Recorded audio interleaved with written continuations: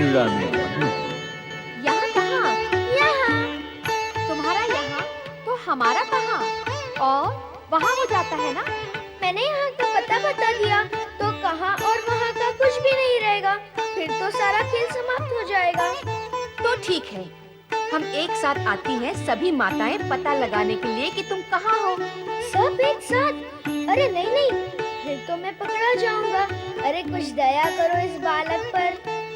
दया? किस बात की दया? दया नहीं तो विचार ही सही। विचार करो। ठीक है, तो सबसे पहले मैं आती हूँ तुम्हें पकड़ने के लिए।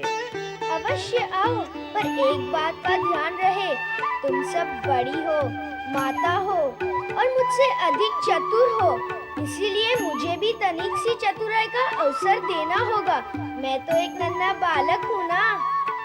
कैसी चतुराई? जब माता सुकृति मुझे पकड़ने आएंगी, तब शेष पांचों माताओं को अपनी अपनी आंखें बंद रखनी होगी, मुख भी बंद रखना होगा। जब मैं कहूँगा, तभी अपनी आंखें और मुख खोलना होगा। हमें स्वीकार है। मैं अभी पकड़ती हूँ तुम्हें।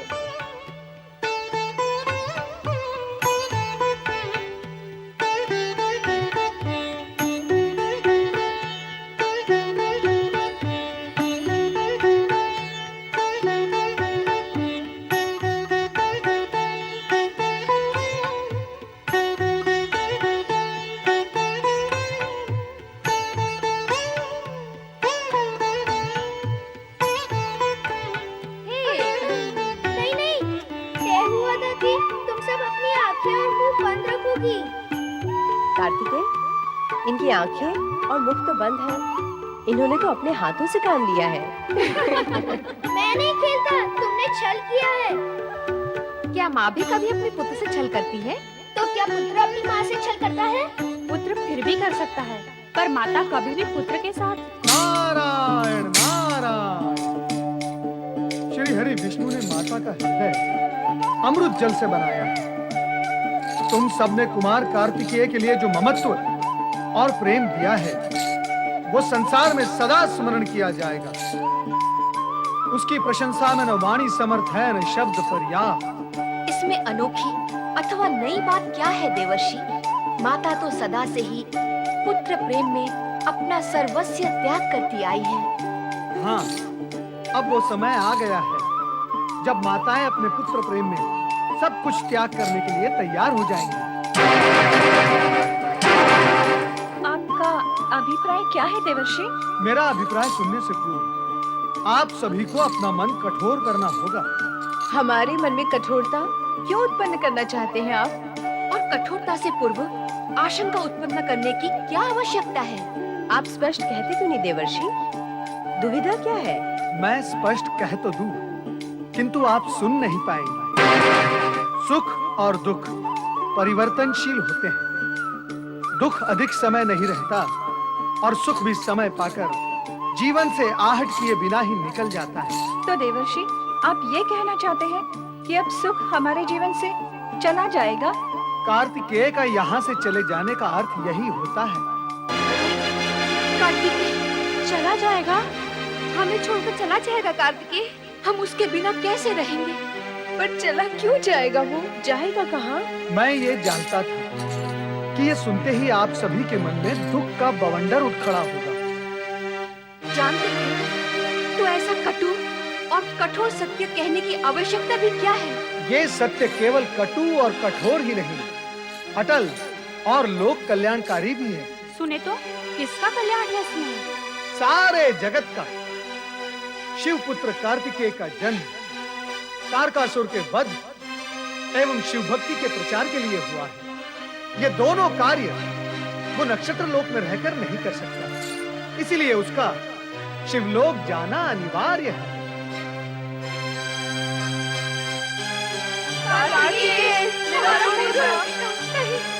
हम कार्तिकेय के बिना नहीं रह सकते। नहीं, हम कार्तिकेय को कहीं नहीं जाने देंगे। भावी को कौन टाल सकता है देवियों, कौन टाल सकता है? कैलाश से शिवदूत शिव पुत्र को लेने किसी भी समय आ सकते हैं। ओम नमः शिवाय। ओम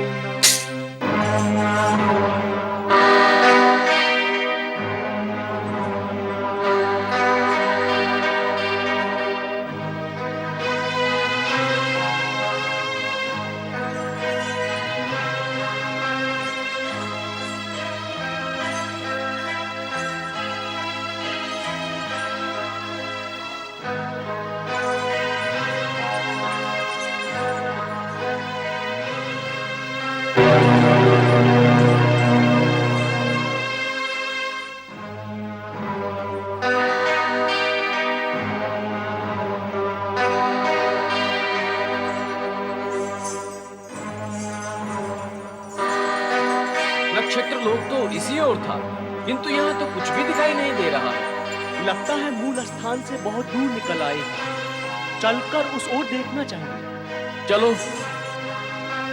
नारायण नारायण नारायण नारायण नारायण नारायण।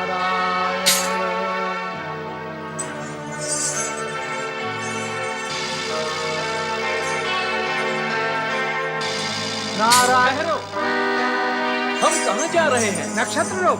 और कहाँ? नक्षत्र लोक में क्या अंधकार होता है? वहाँ तो नक्षत्रों का प्रकाश होता है। तो फिर नक्षत्र लोग कहाँ हैं? नंदी और शिवगण कुमार कार्तिकेय को लेने जा रहे हैं, परंतु मार्ग से भटक गए हैं। चलो उसो। अरे अरे अरे अरे, ये तो नक्षत्र लोक की ओर न जाकर विपरीत दिशा में जा रहे हैं। चलो नारद, इन्हें रोकना होगा।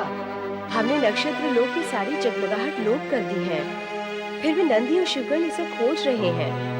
मेरा मन तो आशंकित है कि कहीं देवर्षि की वाणी सत्य सिद्ध हो जाए। नहीं नहीं, हम ऐसा नहीं बोले। लगता है किसी मायावी ने माया का प्रसार किया।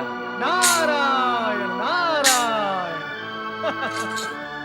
नंदी महाराज, ये माया किसी मायावी की नहीं है। ये माया माताओं की है। पुत्र प्रेम में डूबी हुई माता किसी मायावी से कम नहीं होती। देवऋषि, आप यहाँ इस समय? नंदी महाराज, नारद के लिए समय, स्थान, मानव, दानव कोई बाधक नहीं बन सकता। पर देवऋषि, हम इस समय बाधा में पड़े हुए हैं। नंदी, तुम जिस उद्देश्य को लेकर नक्षत्र लोक पहुंचना चाहते हो, उसके समाचार मात्र से वहां शोक व्याप्त हो गया है। नक्षत्र लोक की 6 माताएं व्याकुल अपने पुत्र वियोग को सहन करने की मनस्थिति में नहीं है। इन 6 माताओं ने 10 वर्षों तक कार्तिकेय को अपने पुत्र के भांति पाला, पोसा, प्रेम किया है, और यकायक उस पुत्र को तुम्हें सौंपने में उन्हें कितनी पीड़ा होगी। नंदी, इसलिए उन 6 माताओं ने चारों ओर अंधकार कर दिया है, ताकि तुम वहां तक न पहुंच सको। हमें भगवान भोलेनाथ ने कुमार कार्तिकेय को ले आने की आज्ञा दी है। उनकी आज्ञा का पालन तो करना ही पड़ेगा। हमारा मार्गदर्शन करें देवऋषि। नारायण नारायण। मार्ग तो मैं बताऊंगा, परंतु सावधान, शिव आज्ञा पूर्ण करने के प्रयत्न में माता रूपी कृतिकाओं के मन को अपने कठोर व्यवहार से पीड़ित न करना। उन्होंने कार्तिकेय को छिपा दिया है। वो इतनी सरलता से कार्तिकेय को तुम्हें नहीं सौंपेंगे, परंतु तुम सहज रहना। ओम नमः शिवाय का जाप करते हुए आगे बढ़ो। मार्ग तुम्हें स्वयं दिखाई देगा। मैं आपके आदेश का पालन करूंगा देवऋषि। नारायण नारायण। ओम नमः शिवाय, ओम नमः शिवाय, ओम नमः शिवाय, ओम नमः शिवाय, ओम नमः शिवाय, ओम नमः शिवाय, ओम नमः शिवाय, ओम नमः शिवाय, ओम नमः शिवाय, ओम नमः शिवाय। कुमार कार्तिकेय की पालनहार माताओं, शिव भक्त नंदी और शिव गण का प्रणाम। आप सभी कुमार कार्तिकेय की धर्म माताएं हैं। मैं भी आपको माता का सम्मान देते हुए आपसे प्रार्थना करता हूँ कि भगवान शिव की आज्ञा से कुमार कार्तिकेय को लेने आया हूँ। नंदी महाराज, आप शिवाज्ञा के वश में हैं और हम पुत्र प्रेम के वश। हमारा क्या होगा? कुमार कार्तिकेय के बिना हम कैसे रह पाएंगे? हमारे विषय में भगवान शिव और आपने क्या सोचा? पूज्य माताओं, सोचने का कार्य तो वर्तमान स्थिति में आप ही को करना है। तारकासुर के अत्याचार से तीनों लोग त्राही माम पुकार रहे हैं। उसका वध केवल शिवपुत्र कुमार कार्तिकेय के हाथों ही हो सकता है। फिर माता पार्वती भी तो पुत्र वियोग में व्याकुल हैं। अर्थात हमें ही सबकी चिंता करनी होगी। हमारी चिंता कौन करेगा? सभी की चिंता करेंगे तो जगत में आपका मान बढ़ेगा। आप तो केवल 6 माता हैं। तारकासुर ने न जाने कितनी माताओं को निपुता कर डाला है। अब भी आपने विचार नहीं किया तो न जाने कितनी माताओं को निपुता कर डालेगा और कितने पुत्रों को अनाथ। एक के लिए अनेक का नहीं, अनेक के लिए एक का स्वार्थ बलि चढ़ाना लोक हित में होता है, लोक मान्य भी होता है। मेरा पुत्र, कार्तिकेय। क्यों कुमार, तुम हमें छोड़कर चले जाओगे? हमारे प्रति तुम्हारा प्रेम समाप्त हो जाएगा? क्या हमें छोड़कर जाने में तुम्हारे मन में पीड़ा नहीं होगी?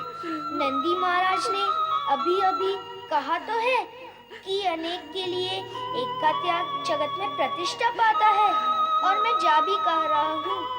पुत्र क्या अपनी माता से दूर जाकर भी हृदय से दूर जा सकता है क्या? अरे बुद्धिमानों की तरह बातें करने लगा है तू। एक साथ 6 माताओं की शिक्षा, संस्कार और प्यार मिला है मुझे। कुमार, हम सभी माताएं तुझ पर अपनी सारी ममता न्योछावर कर देंगी, पर तुझे यहाँ से कहीं जाने नहीं देंगी। माँ सोचो तो, इस जगत में ऐसी कौन सी माता होगी जो जगत में व्याप, अनीति, अन्याय और अत्याचार को रोकने से अपने पुत्र को रोकेगी? हमारा पुत्र बुद्धिमान हो गया है, परमार्थ की बातें करता है। परमार्थ के लिए हमें स्वार्थ का त्याग करना ही होगा।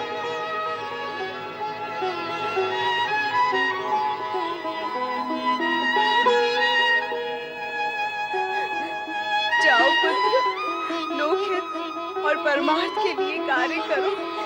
विधाता तुम्हें असीम बल, सामर्थ्य और सौभाग्य दे।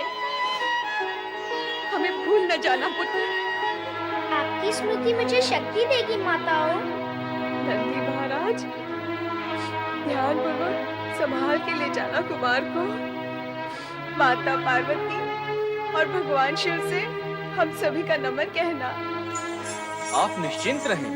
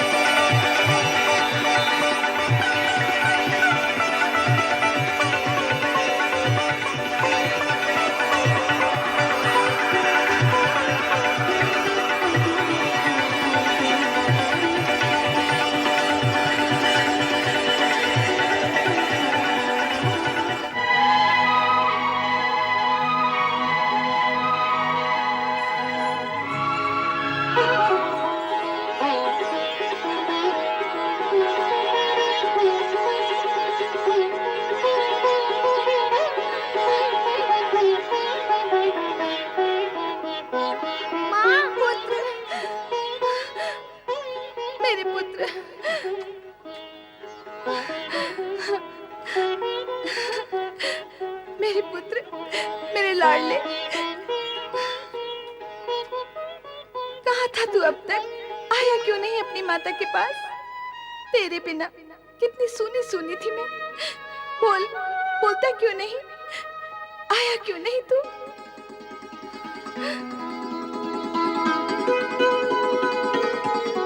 माता, मैं कैसे आता? तुम्हारी भांति उन 6 माताओं के प्रेम ने मुझे बांध रखा था। किंतु अब मैं तुझे नहीं जाने दूंगी। सदा सदा के लिए अपने ही पास रखूंगी। तो ये है शिवपुत्र। अभी जाकर महाबली को इसकी सूचना देता हूँ।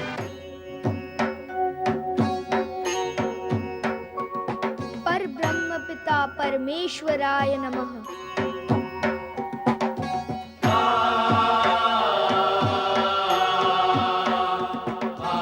देवी, तुम्हारे इस पुत्र का मूल नाम स्कंद है। तुम स्कंद माता हो। तुम इसे अपने दिव्य रूप का दर्शन कराओ।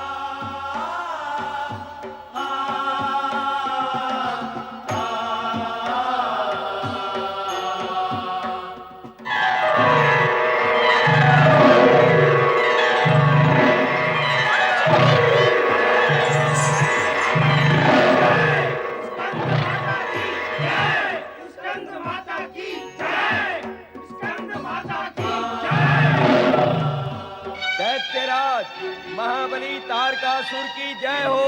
जय हो। असुर सम्राट महाबली तारकासुर की जय हो। जय हो। सेनापति प्रलंबासुर, तुम स्वयं तो लंबासुर हो ही, फिर तुम्हारा मुख लंबा क्यों हो गया?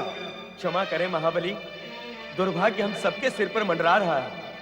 लगता है अब तो धरती पर सभी के लंबा होने का समय आ गया है। सेनापति, तुम हमारे सेनापति होकर शत्रु की भाषा बोल रहे हो। शत्रु की भाषा मैं क्यों बोलने लगा महाबली? स्वयं शत्रु ही बोलेगा। आप यहाँ बैठकर जय जयकार सुनकर प्रसन्न हो रहे हैं और मैं स्वयं अपनी आंखों से देखकर आ रहा हूँ। वहाँ कैलाश पर शिवपुत्र प्रकट हो चुका है। नहीं, शिवपुत्र के हाथों तुम्हारा संहार होगा। शिवपुत्र तुम्हारा वध करेगा। शिवपुत्र तुम्हारा अस्तित्व मिटा देगा। शिवपुत्र तुम्हारा अस्तित्व मिटा देगा। नहीं, नहीं, नहीं, शिवपुत्र के हाथों हमारा संहार नहीं होगा। शिवपुत्र का संहार हमारे हाथों होगा। हमारे हाथों।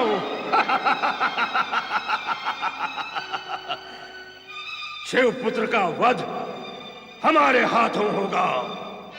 सेनापति, आज्ञा करे महाबली।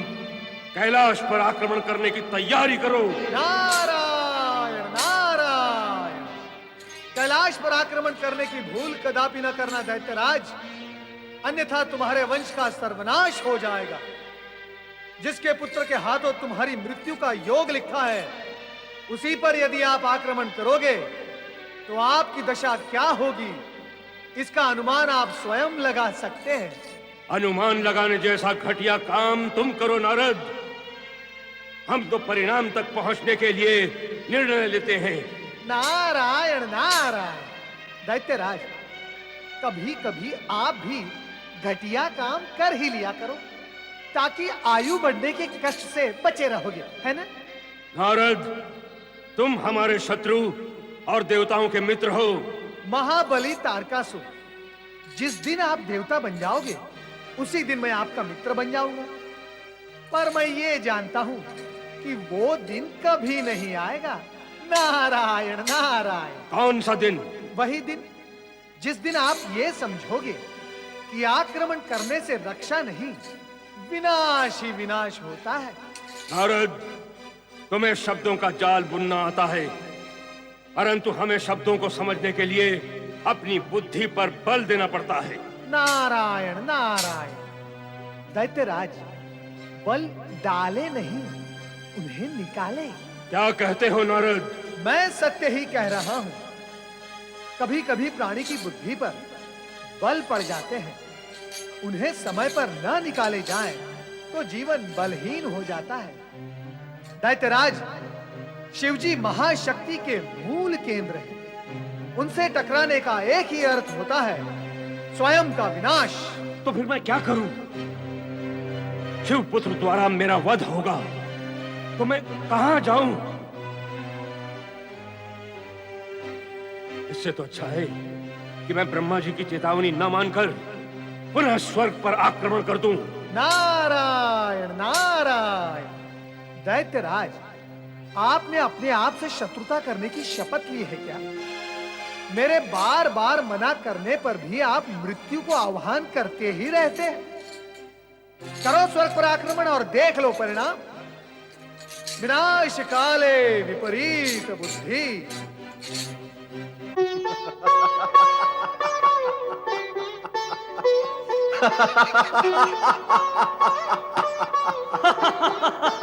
तारकासुर के अब सब तारे डूब जाएंगे।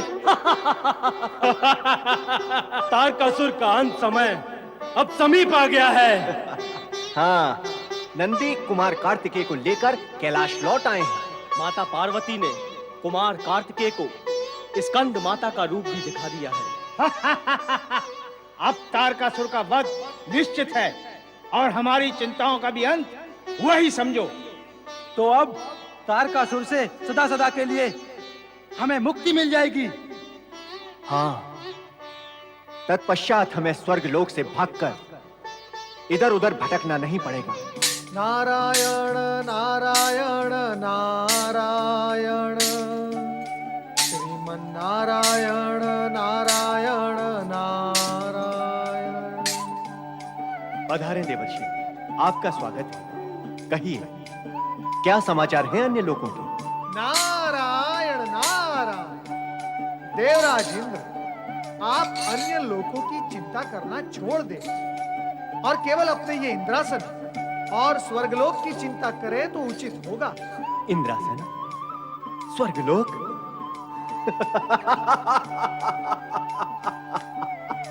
देवर्षि, अब हमें इस इंद्रलोक और इंद्रासन की चिंता करने की क्या आवश्यकता है? कुमार कार्तिकेय कैलाश आ चुके हैं। तारकासुर की कुछ सांसें शेष बची हैं, शीघ्र ही वो भी समाप्त हो जाएंगी। तत्पश्चात हमें चिंता करने की क्या आवश्यकता है? नारायण नारायण, यही सारी गड़बड़ होती है। वो कैसे देवर्षि? देवराज, हम नीति और नियम को स्वार्थ के नीचे रख देते हैं। जब ऐसा होता है हमें कष्ट होता है, और जब हम नीति और नियम को स्वार्थ के ऊपर रखते हैं तो कष्ट हमसे दूर भागने लगता है। आपका अभिप्राय क्या है? मेरा अभिप्राय वही है जो आपका नहीं है। देवराज, कुमार कार्तिकेय के कैलाश पर आने से आप सभी देवगण प्रसन्न हैं? क्यों क्यों प्रसन्न हैं आप? आप सब कुछ जानते हुए भी इतने अज्ञानी क्यों बन रहे हैं देवर्षि? क्या आपको ज्ञात नहीं है कि शिवपुत्र द्वारा ही तारकासुर का वध होगा? देवराज, कुमार कार्तिकेय को तारकासुर तक कौन ले जाएगा? कौन कहेगा कुमार कार्तिकेय से कि वे तारकासुर का वध करे? क्या शत्रुता है उनकी तारकासुर से? क्यों करेंगे वे तारकासुर का वध देवराज, क्यों?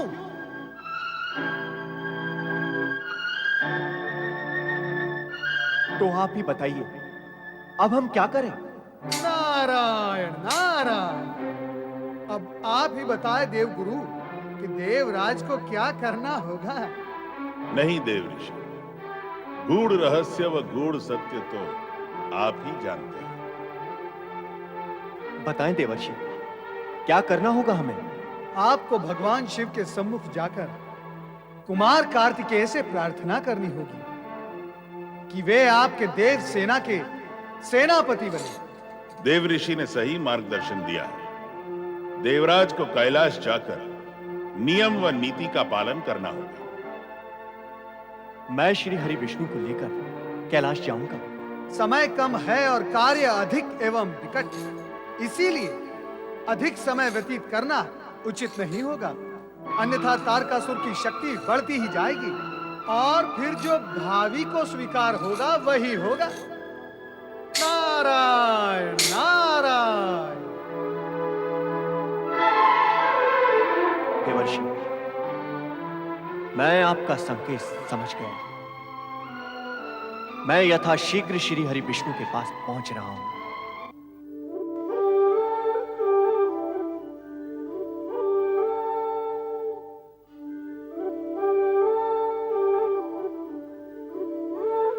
लगता है प्रभु योग निद्रा में है। जग पालन करता श्री हरि विष्णु की जय हो। विष्णु प्रिया महादेवी लक्ष्मी की जय हो।